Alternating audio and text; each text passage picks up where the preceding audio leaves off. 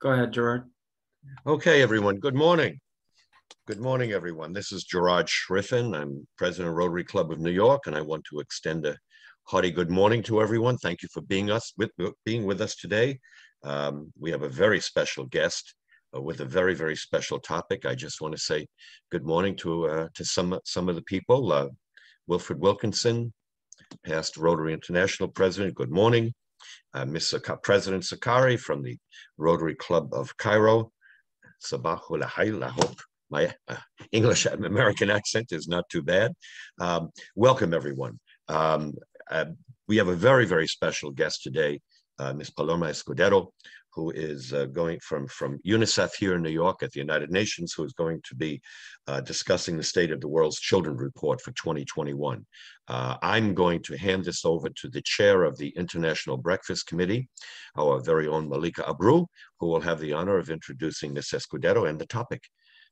And of course, this is being recorded today because, as you know, we have sister clubs throughout the world who actually love to get involved later on. They'll be watching the video. Without further ado, Malika, would you please introduce our guest today, this morning? Thank you. Good morning, John. I just wanted to mention John German is also here.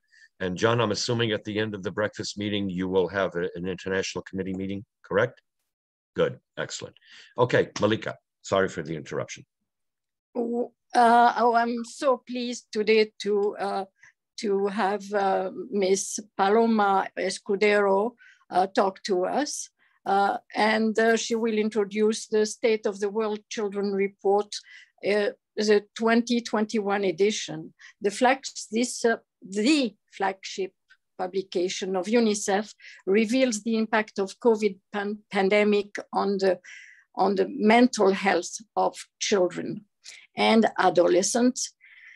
I think we have all been affected more or less. Against the backdrop of rising awareness of mental health issues, there is now a unique opportunity to find good mental health for those facing the greatest challenges, including by addressing stigma, promoting understanding, and taking the experiences of children and young people seriously. Ms. Pamela Escudero is the Director of Global Communications and Advocacy at UNICEF since 2013. Pamela, welcome. Maybe you can introduce yourself. Thank you. Thank you so much, Malika.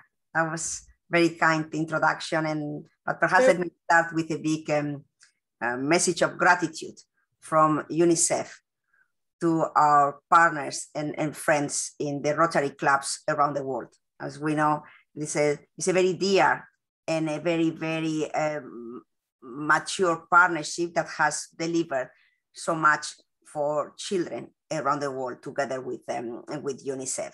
But today, I'm very happy to be invited to be presenting with Benjamin Perks and Emma Ferguson, who have been leading on the global launch of the State of the World Children's Report on mental health. And perhaps just to give you a bit of a background, during the pandemic, in the past 18 months, one of the things that have not been covered as extensively in media is something that we have all experienced and lived in our own families, in our own communities.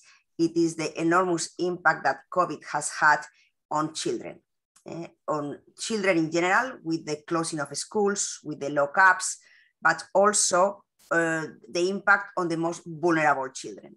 And when we ask thousands and thousands of young people around the world every week about how they were feeling during COVID, what has been changing in their lives, which supports they thought they needed, the number one request it came from them was mental health, mental health, mental health. At the global level, 1 out of 4 kids mentioned that they felt that during the COVID period or pandemic, they felt anxious, they felt depressed, they felt disconnected with the world. And this was one of the main reasons why we embarked on one of our most ambitious projects, that was to develop this State of the World Children's Report on mental health, not only to be providing data about that, but more importantly, to be providing a very deeper understanding of what is the cycle in our lives and how mental health affects us all, and also what are our proposals to take serious decisions about how to be tackling the challenges of mental health in our societies. So this is why I'm going to be giving the floor to Benjamin Perks, who is the person who has been working non-stop 24/7 in the past months to bring this, this report to life. Ben. Thank you so much, Paloma and Malika and Gerard and colleagues. It's great to be on the call with you. I'm going to attempt to share my screen. This sometimes goes wrong, so I apologize in advance if it does, but you should be able to see the slides now. Can you see them? Yes, we do. Thank you. Great, okay. At this point, Benjamin, maybe you could say something about yourself? Okay, so I work on Paloma's team. I'm head of thematic advocacy. I work on mental health, on education advocacy, on climate, and a whole range of other issues. And our role is really to impact decisions and policies for children around the world. And I'm also, by the way, a senior fellow at University of Birmingham in the UK, which deals with the emotional and social development of children and mental health. So that's a bit of a sideline as well. Is that okay, Malika? Yes, well, it's much more than that, but I want to add that that Benjamin Parks is has been working in many countries, including Macedonia, Montenegro, I see here, and he worked in Afghanistan in the area of education. In particular, he has overseen he has been responsible for a back to school campaign in the northern part of the country, which brought 3 million children, I see, including 1 million girls, into school, most of them for the first times in their lives. And in his term, he was overseeing demobilization, disarmament, and reintegration of child soldiers. So many areas of interest for us, and I think that he also has well, his experiences can be found in on Twitter. He has a blog site. Anyway, I think that we're going to invite him again. Thank you for your attention, and Benjamin, you have the floor. I'm really honoured and humbled by the kind words. Thank you very much. And I just want to add that I'm part of a wonderful team working with Paloma on all of this, and it's a great honour to be with all of you today. State of the World's Children is our flagship report. It's one of the biggest reports produced by any UN agency. It comes out every couple of years. The last one was on nutrition, which I know is an issue also very close to the Rotary Club's hearts. We use it, as Paloma said, not just for awareness, but also for advocacy. You know, we disseminate it across 190 countries around the world, and we use it as a platform to discuss with governments how they can improve legislation, investments, and policies for children. Really amazing and exciting is this, for many of the countries, this is the first time in their history that they will have had a conversation about child and adolescent mental health. Remember, it's something that it's been very hard to speak about here in the United States or in the United Kingdom or Spain. It's even harder to talk about in low-income and middle-income countries. So we're really trying to open up that conversation and get really people to recognize the global nature of mental health. We are talking about mental health as something that we all have. Everybody on this call, everybody in New York City, and everybody around the world has mental health. They exist on a spectrum at any given time in their life. And we need to promote mental health positively for every person and particularly for every child, because investment in child mental health pays dividends throughout the life course. It would be really hard to talk about mental health and child mental health in particular without obviously reflecting on the anguish and despair that has come through the pandemic, recognizing that the pandemic has really been a force multiplier for risk, for vulnerability, for inequality for children. We see here in New York City that 300,000 children didn't have means of remote learning or digital connection. We see the palpable costs in terms of mental health and physical health of the pandemic and disruption to routine services for children all around the world. And we're really thinking about three impacts on mental health. The first one is the uncertainty. So the people that children look to for learning and for guidance in life themselves became uncertain in the pandemic. Nobody knew what would happen next. We were all in uncharted territory, and this was very unsettling for children who are really dependent on routine and predictability for stable child development. We also see, of course, loneliness and being cut off and isolated from relationships, from connections with teachers and other kids in school, from playing with other kids. We sometimes forget that play for kids is like work for us. It's their serious business, and many of them had those play opportunities cut off because of the measures during the pandemic. And thirdly, we have grief, of course, children losing grandparents, losing parents sometimes, and not having ability to even communicate with them while they were ill. And all of the disconnection around that has been really placed a toll upon children. One of the world's greatest academics in psychology says that trauma is the disruption of connection. And this is a pandemic that has disrupted connection and had a traumatic impact on children everywhere. We have been hearing, as Paloma said, very much the voices of young people on this.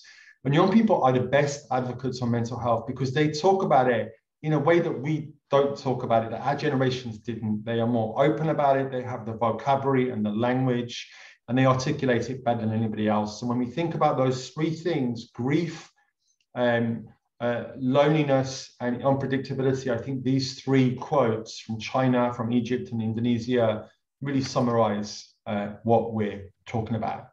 I'm going to give some data points now on child and adolescent mental health, but I want to share that this field is very different to, say, vaccines or education, where we have very robust data sets from every country in the world. Mental health, 90% of the world's population are not covered by routine mental health data.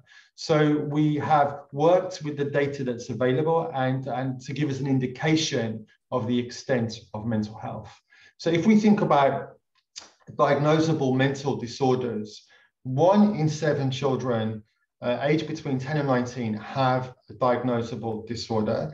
I want to contrast this for a moment with, in many parts of the world, the mental health workforce. In the continent of Africa, there is 1 mental health professional per 100,000 population.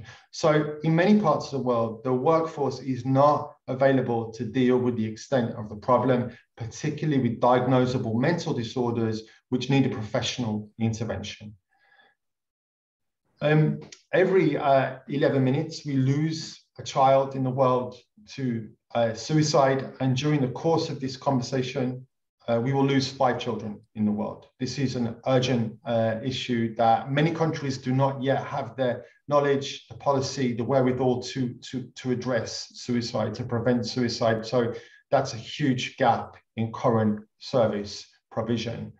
We did a very focused look at what World Health Organization calls disability adjusted years to look at how the loss from mental health, mental illness affects human potential.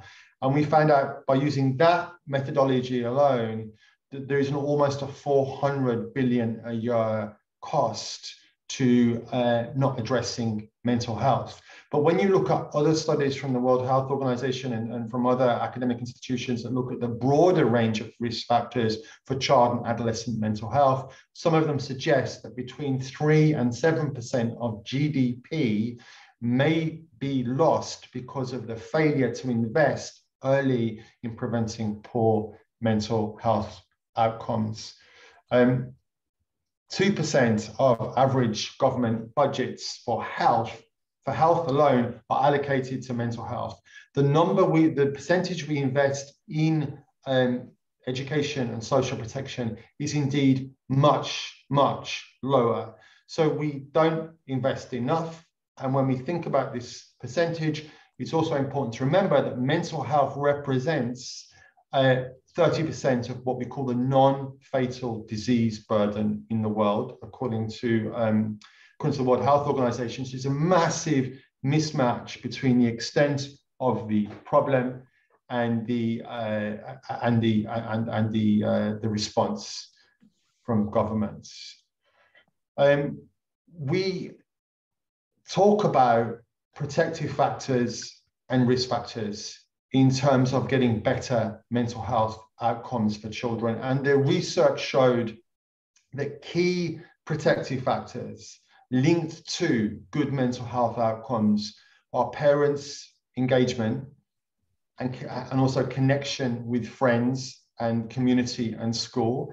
And I think there's a really wonderful quote by one of America's leading mental health practitioners, Bessel van der Kolk, who says that the single greatest protective factor for children is when they know mental health is when they know they are held in the mind and heart of a parent or a friend. When they know they are cherished, their life matters, that they matter as an individual. And those are essential things to give a child the strength and the self-belief to go out and explore the world in a safe way and to avoid risk. We know that preschool attendance is also between the age of 3 and 6 is really, really important, because if children are having limited attention or support at home, but they come to preschool at the age of 3, they're able to connect and have positive relations and feedback and communication at a time when their brain is still growing. I think everybody on the call knows that the first 6 years of life are really the most prolific period of brain growth. So, and we don't really have any excuse in the world at all for not having every 3 to 6 year old having a preschool place here in New York and all around the world. I think that's something that is a very realistic aspiration for the world. Perinatal and nutritional health. We know that mental health is a combination of biological and environmental, social factors and experience. So ensuring that the health of the baby and young children is well taken care of is also crucially important for child's mental health. We know that social isolation is a major driver of poor mental health. It's very much linked to suicide and low self-esteem and depression. We know that bullying has an extremely negative impact on mental health, but we also know that the children that are most likely to be bullied are the children that are also affected by abuse and neglect at home. We know that violent discipline is a negative also a negative impact on child's mental health. We generally say that abuse and neglect, including violent discipline, are probably the single biggest preventative causes of mental illness. So abuse and neglect in childhood are the biggest preventable causes of poor mental health throughout the entire life cycle. So if you see a 70-year-old with poor mental health, it's very likely that it's linked to childhood trauma. Things like exploitation, early marriage, trafficking, intimate partner violence, and abandonment of children are also significant contributors.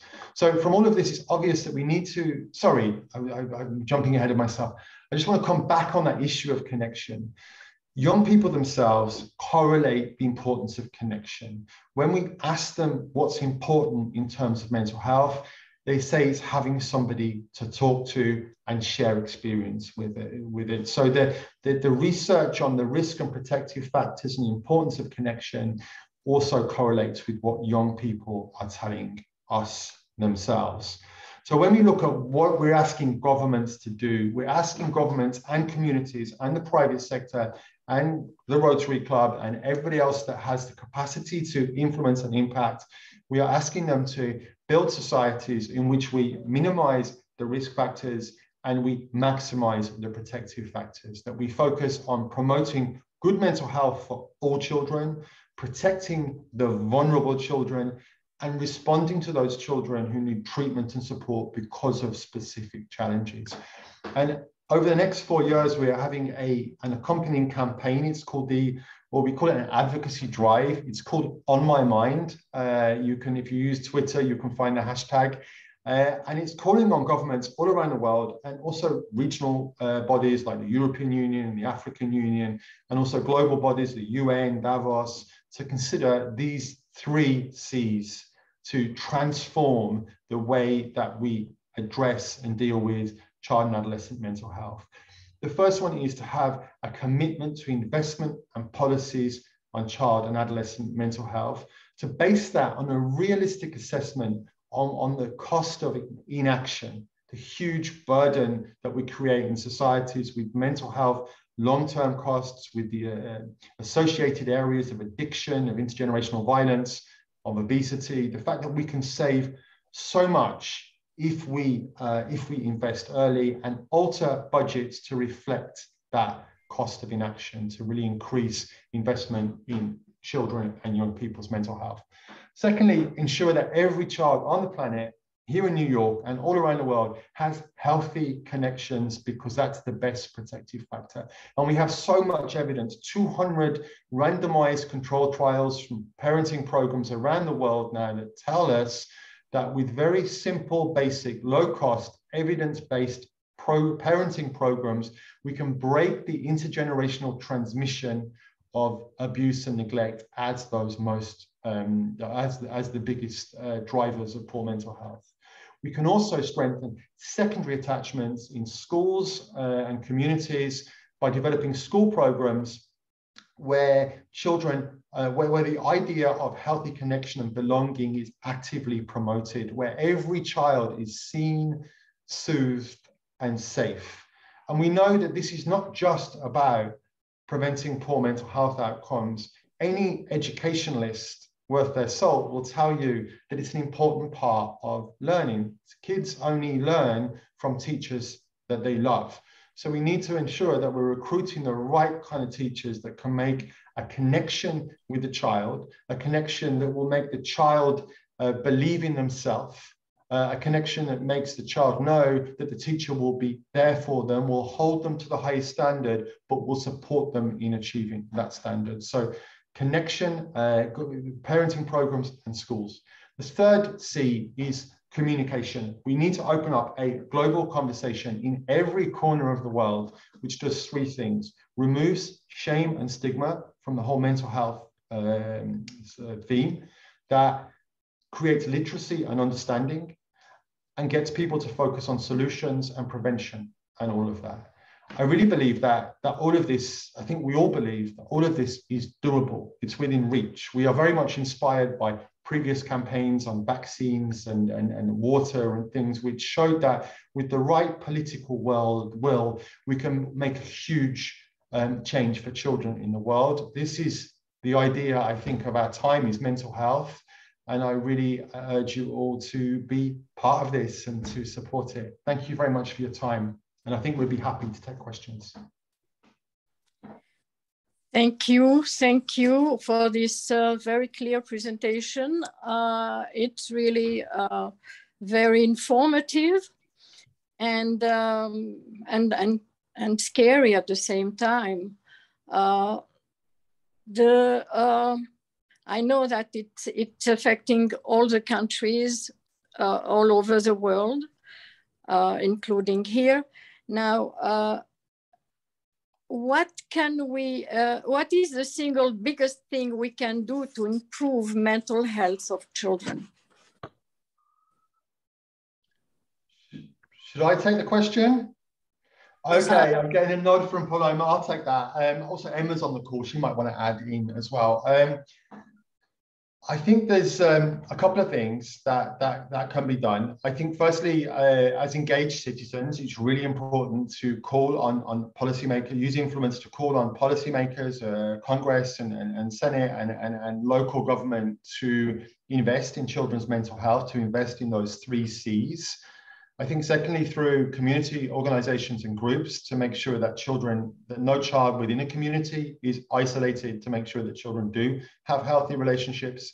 I think many of you work in the private sector, and I think we forget that private sector and company in the workplace is a part of child mental health. You know, that if parents come to work and the environment in which they work has an impact on their mental health and has the impact on their ability to parent.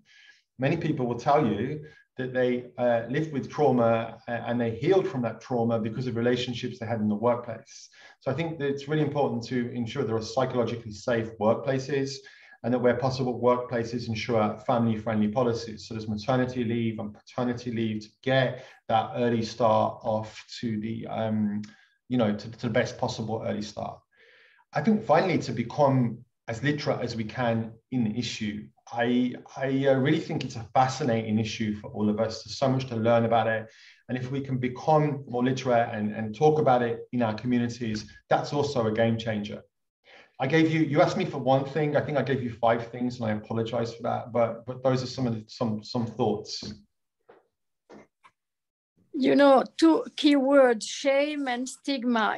There is very often people don't want to talk about it. It's like not only children, but also parents don't want to acknowledge that their children have a mental problem. So it's not like when you have measles, you see it, it's tangible. So, and shame is linked to mental health. How can you break that? That is such a brilliant question, Malika. I think that we can break it, but I think we have to reframe the conversation. I think if we go with an approach that says we all have mental health, we all have vulnerability, we all make mistakes with our kids. Now we have science that tells us how we can avoid that. And so in the same way that we all used to smoke, right? Like 30 years ago, everybody would be smoking. We'd all be in a room, we'd all be smoking. And then we learned about the harm that smoking does, so we stopped. And I think that's a little bit with mental health. If we learn about some of the things that cause children trauma, and we can share that in a way that doesn't judge or create stigma, and then give people solutions. This is the purpose of the global universal parenting work that we want to do. If we can get people to be aware of how to parent in a way that promotes mental health and prevents trauma, I think it can work. I just want to share one interesting fact. And a third of Oscar-nominated films the year before last had a trauma and mental health storyline. If you think about it, Elton John, Harry, many of the films. And it meant that the issue is fascinating to people. Otherwise, people wouldn't write film scripts about it. You see a massive increase in the number of books. I've got 2 books here that are both on the New York nonfiction bestseller, New York Times nonfiction bestseller lists. People are fascinated by the topic. They connect with it. It links up with their lived experience. We just need to find the right way to talk about it in a way that helps people feel comfortable. Well, the floor is open to questions. I hope that some fellows here would like to ask a question. And meanwhile, maybe I could introduce the fact that it's not only children that are affected. Definitely, many adults are, especially post-COVID. No, we're still in the middle of the COVID pandemic, and some people don't feel and react the same way as before.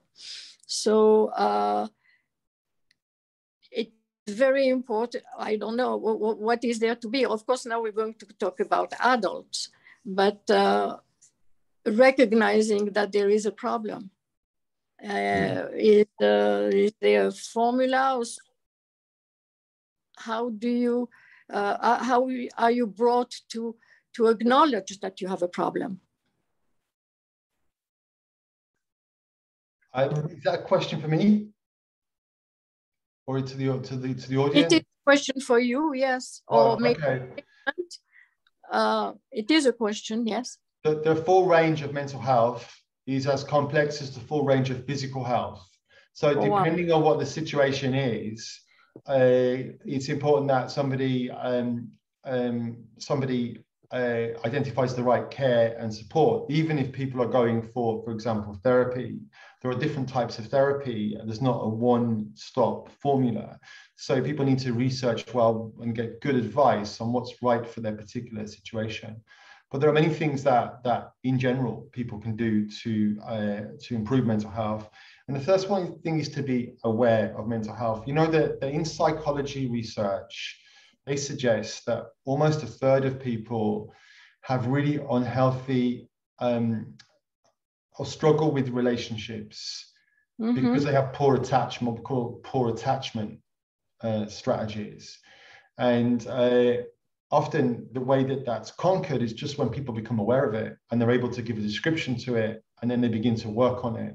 So with a lot of mental health issues, it's firstly important to be aware. That's the same with physical health. We couldn't, prevent lung cancer from smoking until we became aware. So I think it's aware of the general issue, aware of the things that make you happy and make you feel good, aware of the importance of connections. Often we have situations where people drive themselves into a life of loneliness because they're so focused on their career and owning material things that they forget the connections. We know that's very bad for mental health. But I think that it's very broad. It would be like asking people what do they do about their physical health. It's that broad. But the great thing, we are the first generation to live in a world where we have loads of information about it and we can access good information about it. Thank you. Tom McConnell has a question. Yes. Good morning, Malika and fellow Rotarians, and thank you for your wonderful talk today. Can you hear me? Yeah, you've got a great fan. Okay. Yes, I really like when you brought up before about how the world, how our country has changed with smoking. Where 50 years ago, smoking was glamorous, and all the movie stars did it, and all the sports players did it, and now you're a social pariah if you smoke. So we really did a great job. And when you travel to other parts of, especially in Asia, you see how people still smoke and how the world used to be, how this country used to be. But I just want to bring it back to Rotary a little bit. Even in this country, mental health is hard. Even you don't even get coverage in health insurance. A lot of times, mental health is not covered. And then if you go to a third world country, even providing basic medical care is an issue.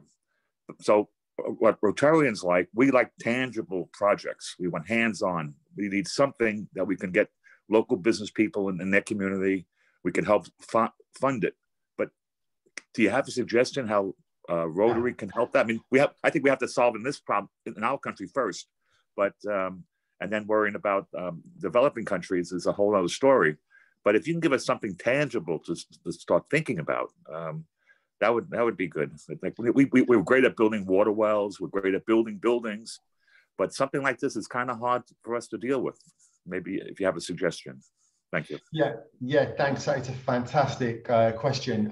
We will in a few weeks now, we will launch with World Health Organization, we will launch a global call to action for governments to provide a minimum package of 5 to 7 home visits for every newborn in the first year of their life, and what we call booster shots at critical stages. And we're asking partners to consider if in the countries they operate, they want to take responsibility for districts or areas in terms of supporting that and providing economic support and other kinds of support to make that happen. This is modeled on the vaccine movement of the 1980s. So in 1982, only 20% of the world's children were vaccinated against the major diseases. And then there was a decision to try to make vaccines available everywhere in the world. In WHO and Unicef led that, but it had massive engagement from a whole range of organizations around the world to help get those vaccines out and get the infrastructure for the vaccines out. And as a result, we halved child mortality in the world. We're now trying to have something we call the parenting vaccine, which is to make parenting programs universally available. And I think that would be a great partnership for the Rotary International if you're interested in that. Perhaps then to complement, everybody was expecting that our report on mental health was going to be focusing just on adolescents, on young people. And perhaps the surprise to everyone is when the whole focus for us was early childhood development, it was parenting. So now I think that the reinforcement of our parenting programs all around the world is going to be one of our more, the breakthroughs on our programming, as much as you are saying with WHO, how to increase the number of health workers who can really devote not only the expertise, but also focus to that accompaniment of the young kids, young families, family visits, and really start to create that sort of mental health support during the whole early years of the kids, and not just as whenever there is just a very serious mental health crisis. So I think that perhaps, Ben, I'm sure we are going to be able, as you say, in very few weeks to present very detailed programming on parenting, on health, especially on those countries where it's non-existent at all, especially in Africa, but also in some parts of Asia and of Latin America. Malika, if I may address something, Benjamin? Yes, please. Hi, this is Gerard. I just want to commend you on a number of points that you made and stress how important my experience has been in this area. I've been in this area about 35 years. And I want to ask you, before I preface it, before I even go into that, would, and this goes to, you know, Palermo as well, would you mind if Rotary Club of New York takes this report that UNICEF and you have generated and use it in the next few months when we address these issues in New York City? Our club have developed a special relationship with Eric Adams, who will most likely, in the next few weeks, we're going to have an election for mayor of New York City, will most likely be our new mayor. And we did a Zoom with him, and we had about 50 high school students on that live Zoom that we did with him earlier this year. And we're putting together community-based meetings with the New York City Police Department, and we've got the commissioner of the New York City Police Department who has agreed to participate with us, where we will moderate it. We're not taking a position one way or the other. We're just being the agent of bringing groups together to discuss this. And I think that this report that you folks have authored really pinpoints a lot of the very real issues we face every day without realizing the underlying causes of those issues. So if you don't mind, we would love to be able to use this report that you have authored as a source for information, at least in New York City, for the Department of Education, for the mayor of the city, and for the New York City Police Department to begin addressing issues that we face every day. And I mean, our police are not trained really how to deal with mentally ill people. And we see this, I cannot speak for other countries, I can only speak for the United States, where we see across the spectrum in the United States, where someone who has a situation with an adult who is having a mental breakdown calls 911 for police assistance, and far too often that person winds up being shot dead. Because, you know, the police, you know, when you have a mentally ill person who's assaulting you or attacking you, as a police officer, you're trained to react in one particular way, to defend yourself, and that's understandable. But there has to be, and I'm not alone in saying this, I mean, the man who's probably going to be our mayor has a, you know, he spent 30 years as a police officer and in charge of police precincts, will admit that mental illness is a very serious issue that is simply not being addressed well here. And if it's not being addressed well here in a place like New York City, we can only imagine how it's not being addressed in an undeveloped country or developing country where resources are they're far more scarce than they are here or in a place like Birmingham. So if you don't mind, we would love to use your report as a tool to bring about changes in our own communities. I think, sorry. Wow. No, Ben, you go. I'd say it's extraordinary. I mean, yeah. I think this is exactly what the report is about. And Ben, I was going to be offering your support in anything you may need at the moment. And just perhaps one reference. I applaud your focus on police training. We have lots of experience on collaborations with the police, from collaborations with the police on gang violence in schools, or with the police on gender violence. And that's one of the best investments we have ever done. Because perhaps what we need is different skills in the police, and sometimes also for the police to think twice once they have been trained on how to be addressing issues. So I think that's is a very smart move, and hopefully that will be something that with a very, very good impact in general for New York City. But Ben, you have much more experience than me on that. Well, I think you've just summarized it all. I think I agree with Paloma. We're totally thrilled if you use this as a force for action. I'll ask my colleague Emma to come in a few moments because she knows about some of the recommendations that we're suggesting specifically for the US. I'm really happy to help, or our team will be very happy to help in the dissemination and advocacy you do with the report to the extent we can. There is also the Unicef US Fund who we work with, and there was a launch of the report in Congress with them, and there's some recommendations. Before I just hand over to Emma, I just want to say one other thing that's really interesting about what you just said. In London, at some point, they discovered that almost every single drug delivery, illicit drug delivery in the city was done by somebody under 17.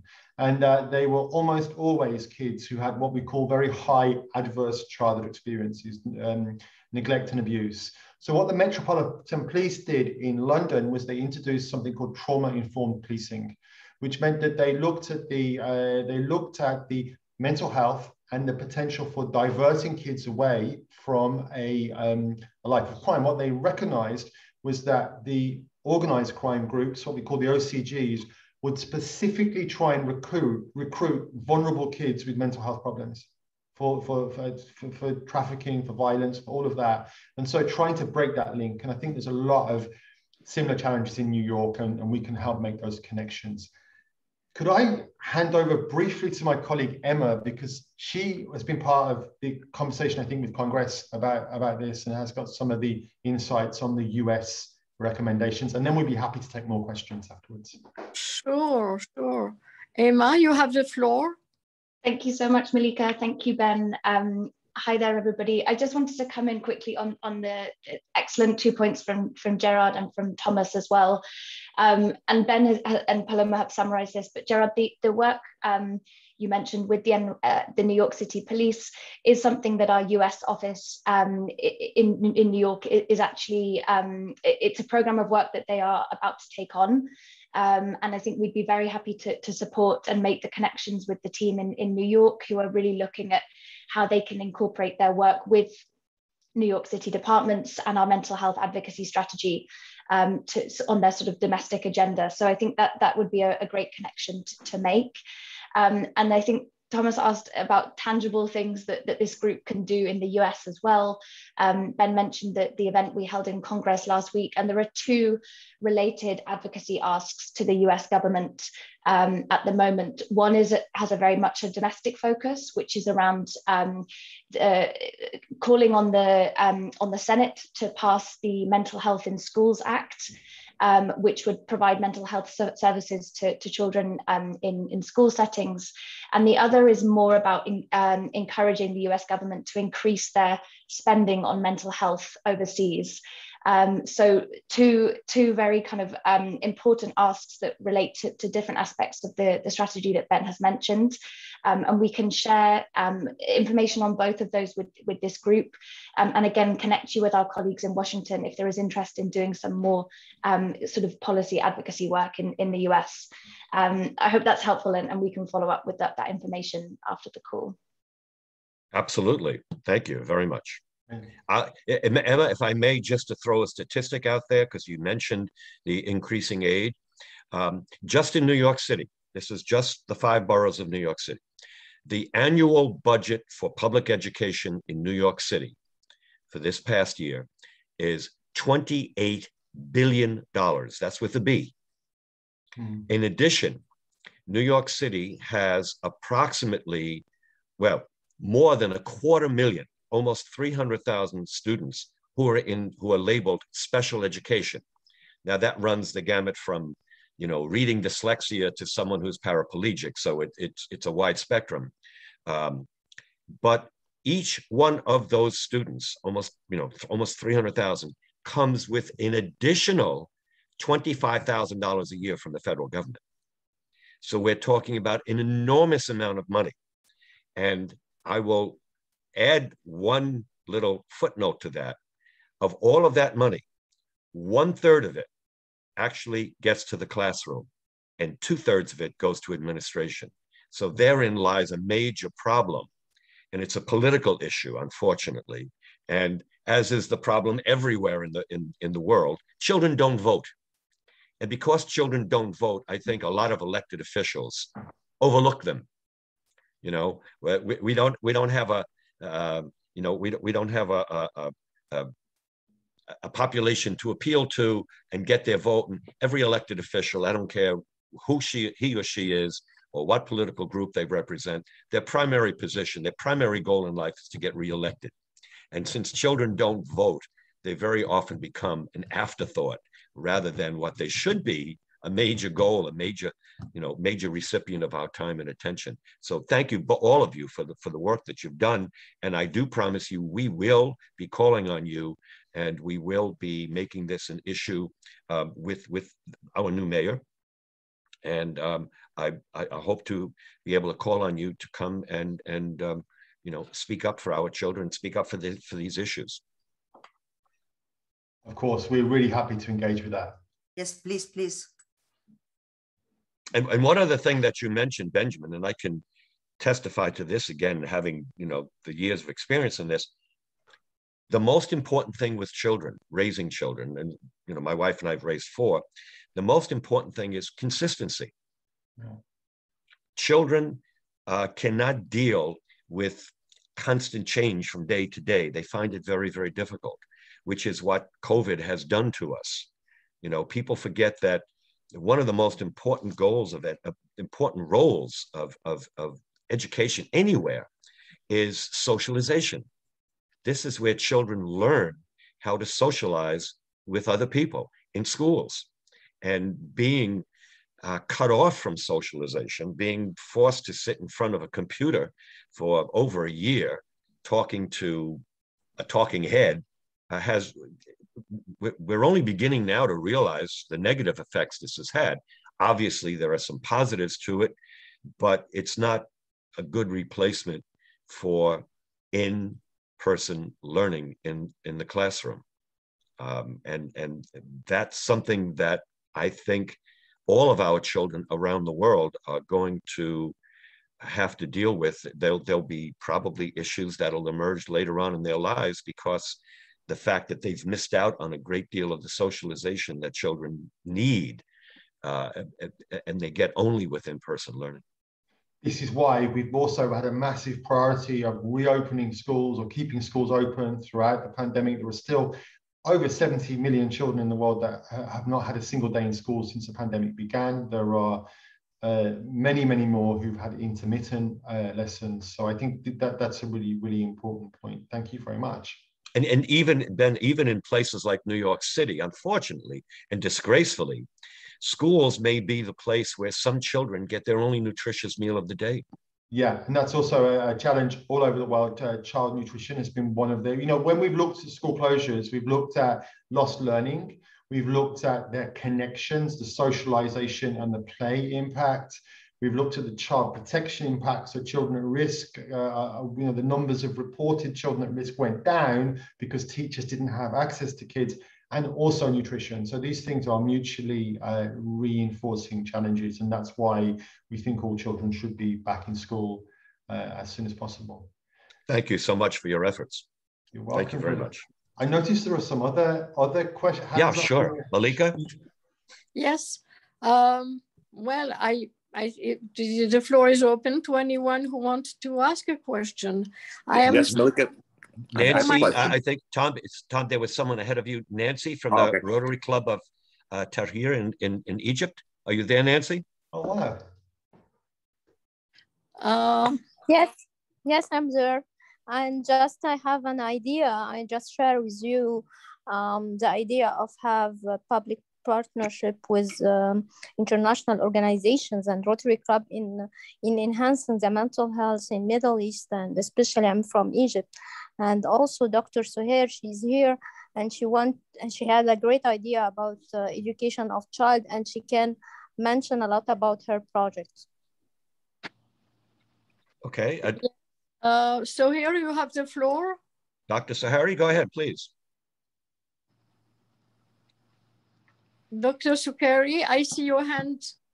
I know, but do you hear me? Yes, we do.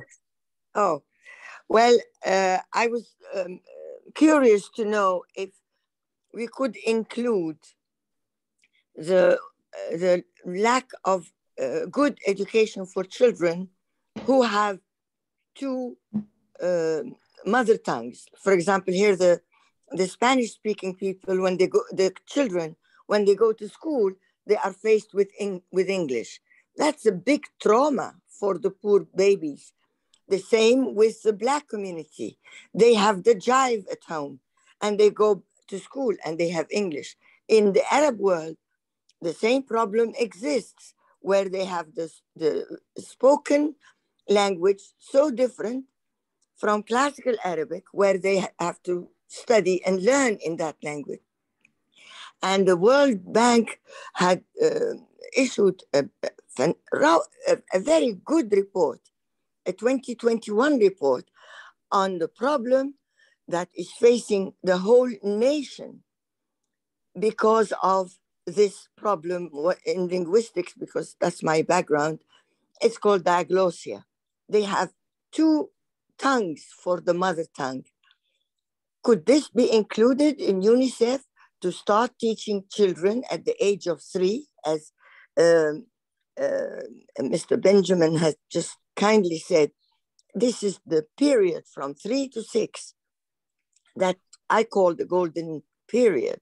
Could this be included, that every country should start teaching the language in which the children are going to face in school?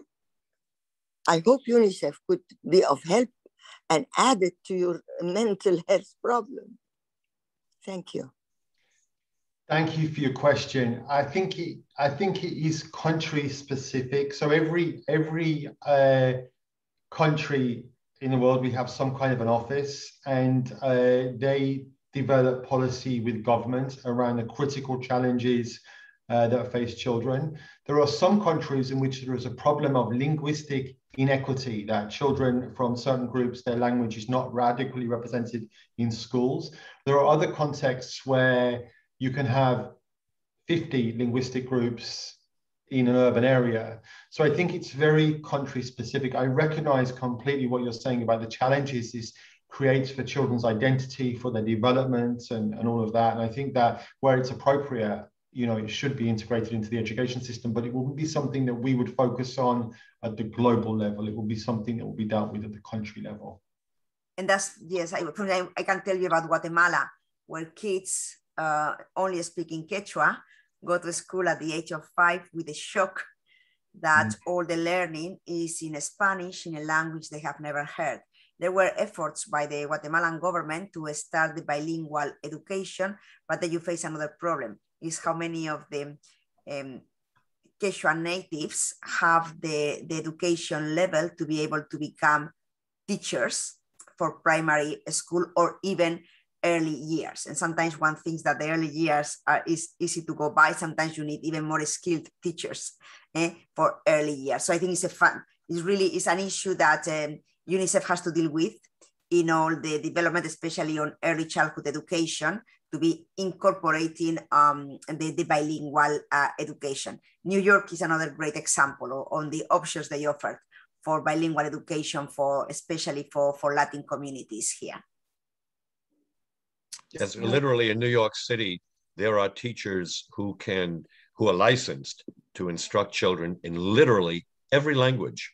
So we will have bilingual teachers in Armenian and in Hindi, because we have that many students, and fortunately, as I mentioned, we have a huge budget which can accommodate this. But I can see in places, Paloma, I can understand how in a place like Guatemala, it might be difficult getting licensed teachers, qualified people who are bilingual in Quechua. You're right.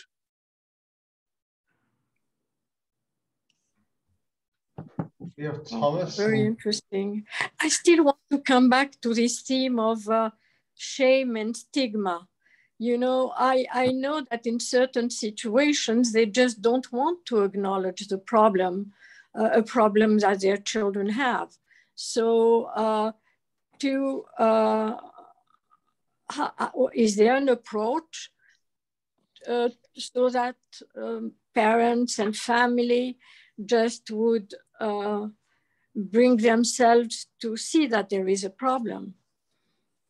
The stigma is still there in many cultures. Malika, I'm happy to answer. I just noticed that Francis and Thomas have also had their hand up for a while. I was on the chat. Yeah, okay. Francis, thank you. You're doing my job. So Francis. Thank you. Hi, hello. Hello. Thank you, Malika. Thank you, Ben, and your colleagues too. Thank you, President Gerard. I think our time is running, but I will try to make it very short and quick.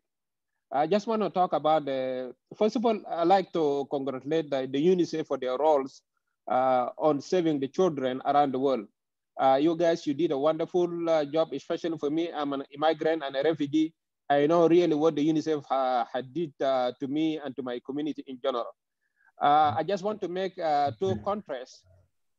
Being a refugee here in the United States and also a leader of the community, I have noticed a lot of challenges among our children, especially here in the United States.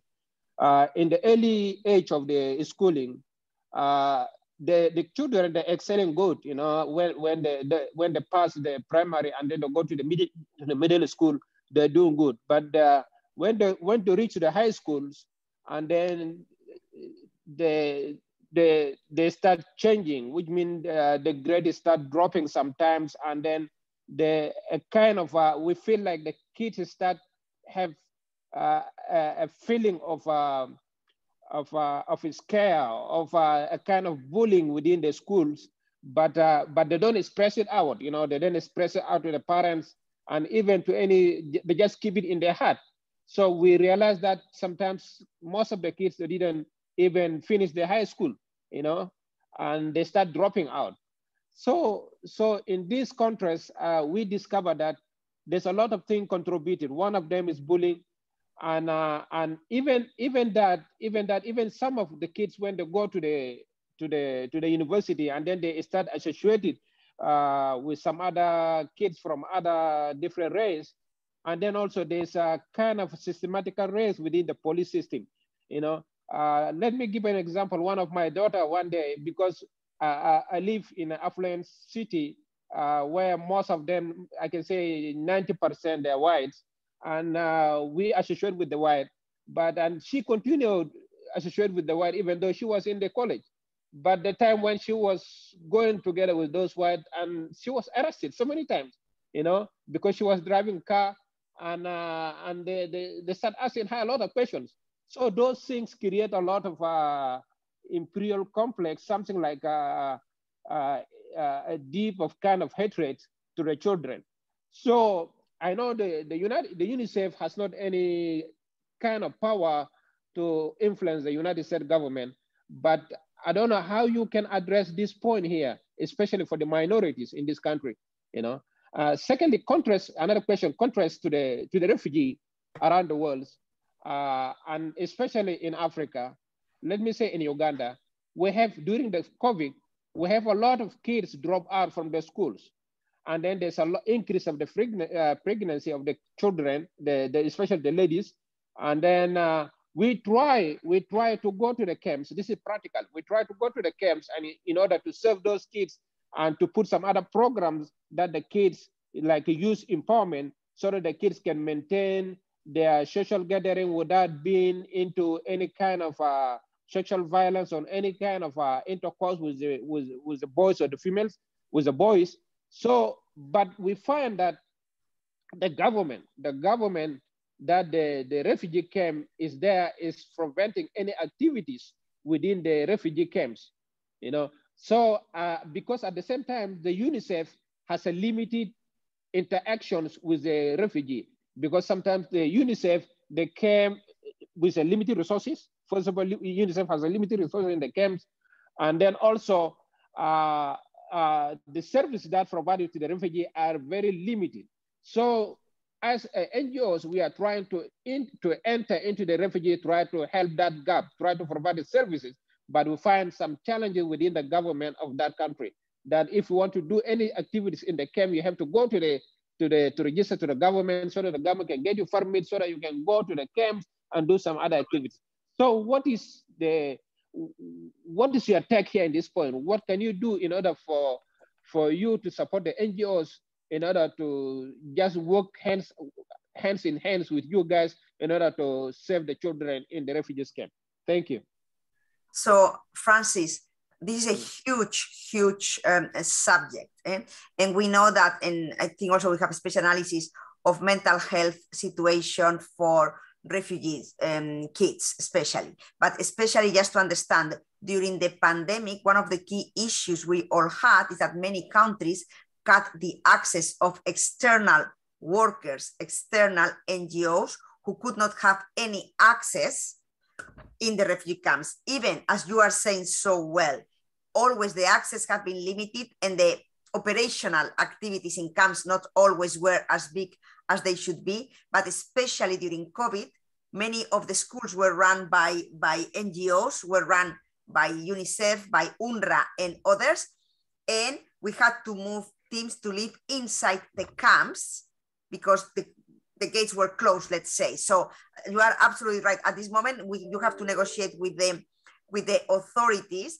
but what I feel at the moment, we have to be all advocating. It cannot be, as ODA is dropping around the world because ODA budgets are moving to COVID internal needs, we cannot allow that the investment on refugees, especially on health, on protection, on education, cannot drop, because the number of refugees are not decreasing, are increasing. So I think it's very important now to keep the cost of the refugees very, very high up, and to make sure, as you are saying, that the services inside the camps are not affected by the lockdowns during the pandemic, especially in Africa, as now, as you know, some of the countries are seeing now the worst of the COVID, in a way. But I think this deserves really a whole conversation, but spot on a very real issue. Francis, if I may just add something to that, I think, you brought up a topic that some of us have been involved with our entire lives, and we have not seen the kind of progress we want to when you deal with racism. And I think, Francis, the solution has to be, my experience, there's really only one solution, and that is the people who are the victims of racism have to get involved in local politics. And once you get involved in local politics, that's the way you bring about change. No one is going to do it for you. The groups have to do it for themselves. That's the price of democracy. The squeaky wheel gets the grease, unfortunately.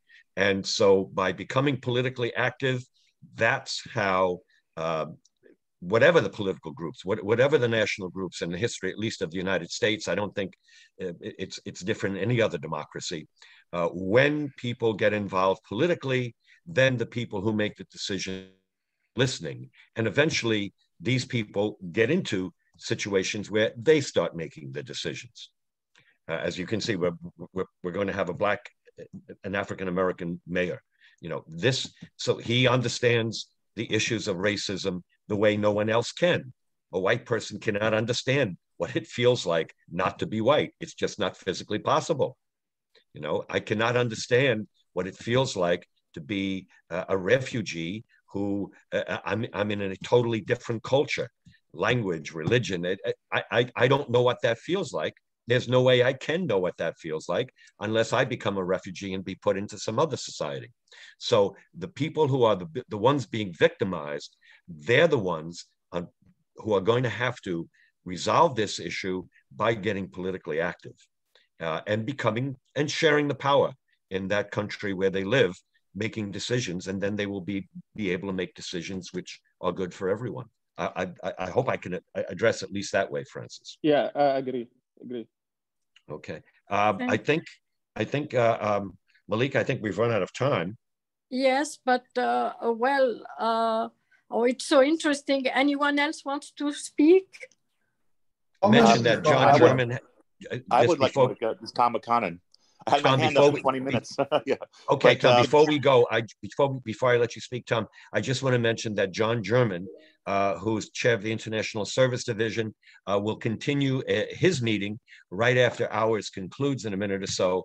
And you don't have to join any other Zoom, just stay on the line if you're interested in being part of that meeting.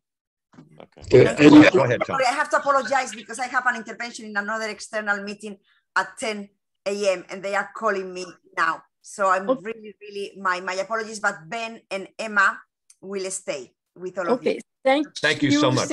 So much, all of you. It's been thank you so much, really Paloma. Fantastic. We appreciated it. Thanks. Thanks a million. Thank you. Bye. Okay, Tom, make your point before we. Tom, go yes. Well, it's been a long time, but a lot of what was covered. But I only have 1 minute. I just want to recognize that my dear friend Joe Clee zoomed in today, and so happy to see you there, Joe. Joe was the founder of these monthly meetings more than 20 years ago. So I don't know if Joe, if you can hear me, but it's nice to see you again.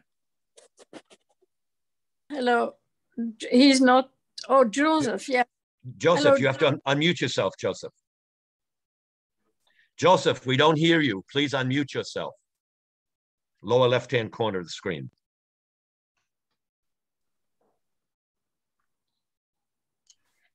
Joseph. Click on the low left side where it says mute, and we should be able to hear you. Yes. I'm trying to fill his shoes, and it's not easy. He was a giant he still is a giant of our club.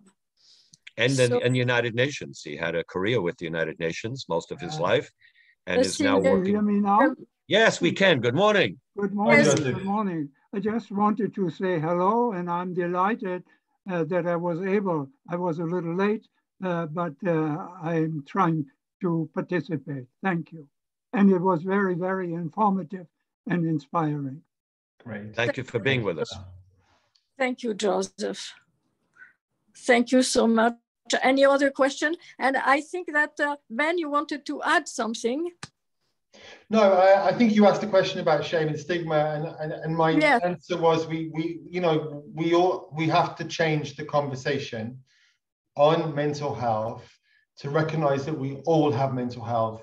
It's not something to be ashamed of. Some of us have had really tough childhoods, we've had trauma, some of us have been affected by domestic violence or different things in the life course. These are part of the rich and complex and sometimes heartbreaking tapestry of the human experience. And we need just to be able to talk about it in a way that everybody can feel, you know, that they can have an authentic conversation.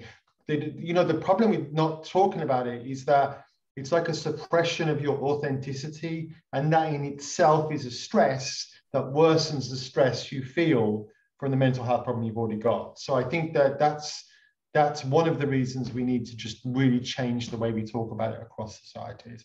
And that's one of the things that's really exciting for me. I held these two books up earlier on. In the New York Times bestseller list, there are two very good books about this. There's the Oprah Winfrey, Bruce Perry book, What Happened to You? And there's the Body Keeps the Score that's been on top the New York Times bestseller nonfiction list for like 4 years by Bessel van der Kolk. And the fact that they're selling so well shows that people are really interested in trauma, childhood adversity, mental health, and they want to know more. It shows us that people want a conversation. And I go and speak all over the world on this issue. And I always have a queue of people afterwards that want to tell me their story because we delivered the conversation in a way that has made them feel okay to talk about it. And that's what we need to do throughout the world. And if I may just say, as you were speaking, I just got an alert on my cell phone that doctors in the UK have just announced they've discovered a new mutation of the virus, and they're urging the government to take very serious steps to deal with this. So obviously, we're nowhere near any resolution to this pandemic, and we're going to be suffering from it for quite some time. Yeah, so and we suffer from also the shocks to the other health services that come from the diversion of resources. So it is, yeah, absolutely, it's a long-term thing. Yeah. So Malika, if you want to bring us to an end. Yes, we all have to find a solution to keep a good head on our shoulders and try to recognize when there's a problem and talk about it. I think that it helps, and we have to be attentive, listening, and encouraging children, but also adults to speak. In my building, we lost 3 people. And the families they left behind are grieving, but I feel especially there are 2 children that are just not quite the way they used to be. So I think neighbors, the community has to mobilize and first recognize and drop that stigma that is a problem for recognizing there is a problem. It was very, very interesting. It's only the beginning of a conversation, I think. I feel like, anyway, on my part. And thank you very much for this team. I was not hoping great panel of UNICEF experts, and we definitely benefited from this interaction. And I have in the chat room I have included the link to the report. It was already on the invitation. I hope that some people have seen it already. If not, please go through it. It's incredibly full of information and also attitude to take for parents, for children. It's a reference book, as usual, for this flagship flagship publication of UNICEF, which is an authority in everything that has to do with children. It is used by universities. It is used by research centers, by governments. So thank you again. And so we are, I think, the first part of our program today is over. Thank you, Ben. Thank you. Thank you, Emma. And Ben will speak again, I'm sure. And thank you, Emma, for your contribution today. Thank you very much. Look forward to seeing you again. Thank you. All right. Thank you very much. Thank you. Bye. Thank you for having us. Okay. Bye. Thank you, Malika. So,